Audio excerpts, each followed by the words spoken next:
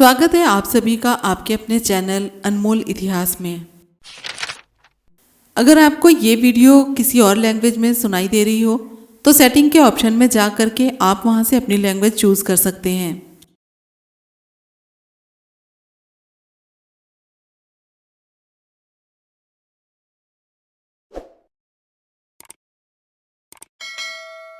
आज के वीडियो में हम बात करने वाले हैं विनायक के बारे में।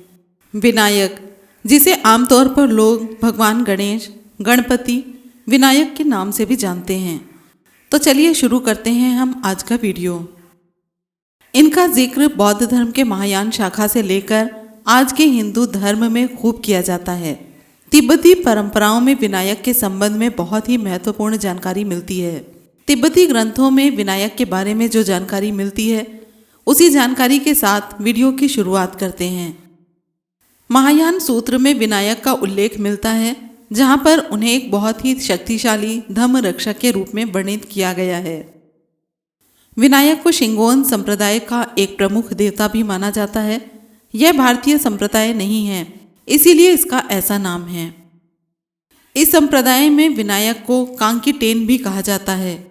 कांकीटेन का अर्थ होता है बुद्ध के धम्म का सच्चा रक्षक। विनायक को आप गणेश कह लो या गणपति कह लो, एक ही बात है। उन्हें आप विनायक भी कह सकते हैं। तिब्बती बौद्ध परंपरा में विनायक को धन का देवता और बाधाओं को दूर करने वाला देवता माना जाता है। विनायक को महायान शाखा से ज्यादा वज्रयान शाखा में महत्व दिया जाता है। इसीलिए तिब्बती परंपरा में इनके संबंध में अनेक कहानियां प्रचलित हैं और उन्हीं में से एक के बारे में आज हम चर्चा करेंगे। कुछ तिब्बती ग्रंथों में विनायक को एक राक्षस के रूप में वर्णित किया गया है, जिसके रूप को देखकर बुराइयां स्वयं ही नष्ट हो जाती हैं। परंतु बौद्ध देवता महाकाल के पैरों में विनायक को दिखाया जाता है।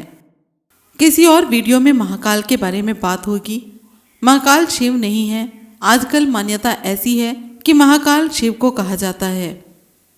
वो महाकाल अलग हैं और बौद्ध धर्म में जिसको महाकाल कहा गया है वो एक अलग देवता हैं। तो उनके बारे में किसी और वीडियो में चर्चा करेंगे। तिब्बती परंपराओं में विनायक को नृत्य करने वाला देवता भी माना जाता है, यानी कि नाचने वाला देवता भी माना जाता है, जो नेपाल के रास्ते तिब्बत गए थे।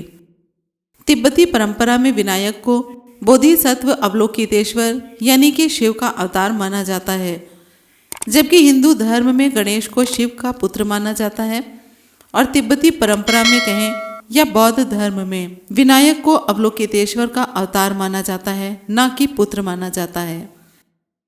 तिब्बती परंपरा से ही विनायक को चीन और जापान ले जाया गया था। जापान के कई प्रमुख बौद्ध विहारों में विनायक को आज भी देखा जा सकता है।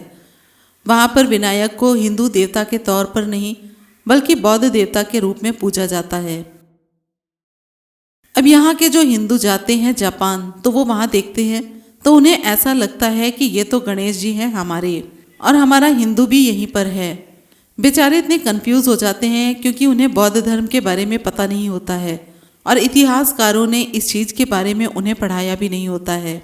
जब हम इनकी खोजबीन करते हैं, इसके बारे में जानने का प्रयास करते हैं, तो हमें पता चलता है कि बौद्ध धर्म में भी ब्रह्मा हैं, बौद्ध धर्म में भी नारायण हैं, बौद्ध धर्म में भी सरस्वती हैं, बौद्ध धर्म में भी महेश्वर हैं, बहुत से देवी देवता हैं। जब हम पता करते हैं तब हमें इस बात का पता चलता है। अगर हम पता ना करें तो हमें इस बात का पता ही नहीं चलता। इसीलिए भारत से बाहर जो बुद्धिस्ट कंट्री हैं उनमें सब में ये देवी देवता आप सबको देखने को मिलेंगे। जब भी भारत से लोग जाते हैं इसी कारण बेचारे कंफ्यूज हो जाते हैं। विनायक को गणों का देवता, गणों का पति और गणों का नायक कहा गया है।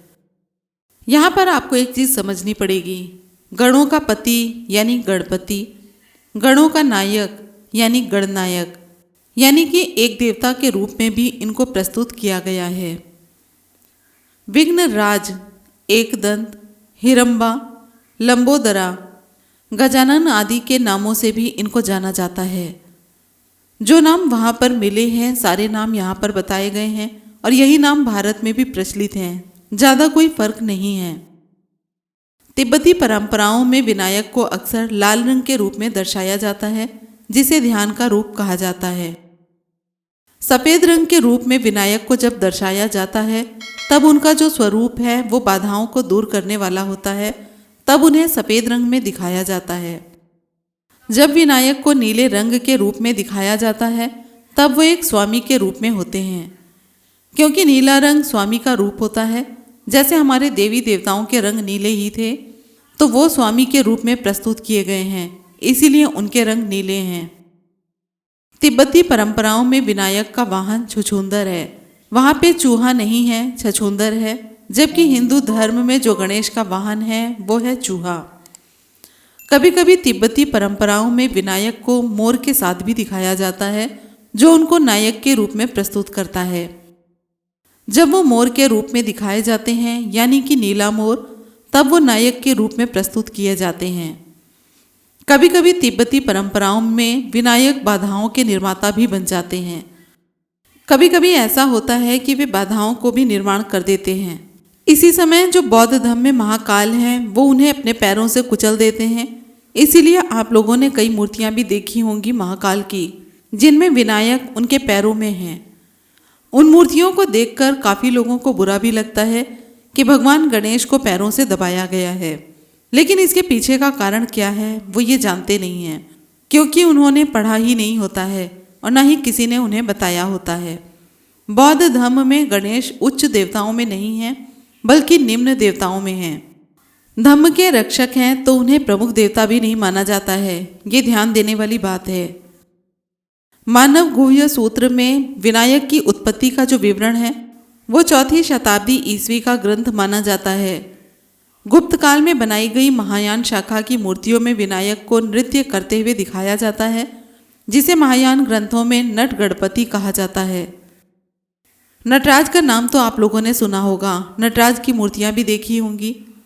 नटराज को भी नाचते हुए दिखाया जाता है। ऐसे ही नाचते हुए यहाँ नट गणपति को दिखाया जाता है। जब विनायक नाचते हुए दिखाए जाते हैं तब उनको नट गणपति कहा जाता है। विनायक की पूजा प्रारंभ में बौद्ध धर्म की महायान शाखा के अंतर्गत ही की जाती थी।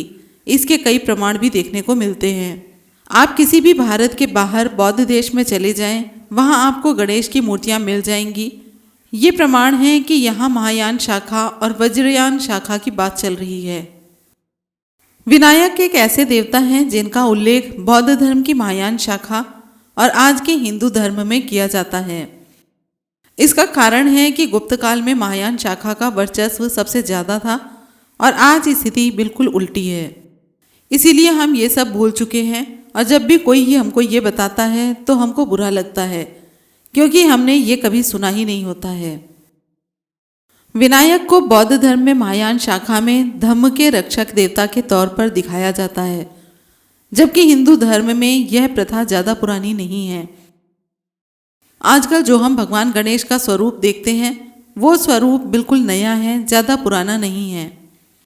हिंदू धर्म में गणेश को सबसे ज़्यादा महत्व अंग्रेजों के समय में दिया गया है और इसकी शुरुआत बाल गंगाधर तिलक के द्वारा महाराष्ट्र से की गई थी।